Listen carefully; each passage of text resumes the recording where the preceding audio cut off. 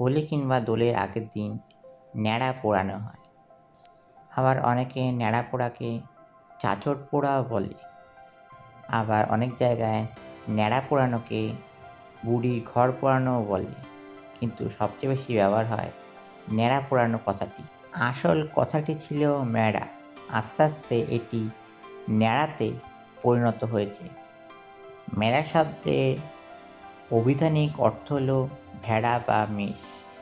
ম্যাড়া শব্দের অন্য ব্যবহার রয়েছে। নির্বোধ বা নিশ্চেত ব্যক্তিকে ব্যঙ্গার্থে ম্যাড়া বলা হয়। শাস্ত্রমতে এই দহনসবকে আসলে অসুর হিসাবে কল্পনা করা হয়েছে, যার ফলে সূর্যের উত্তায়নে বাধা থাকে এবং সূর্যের তাপও বৃদ্ধি ঘটে।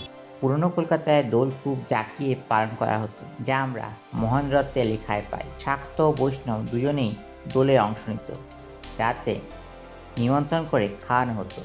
দোলের তত্ত্ব ছিল চিনির মুরকি, ফুটকড়াই, আবির আর কুমকুম।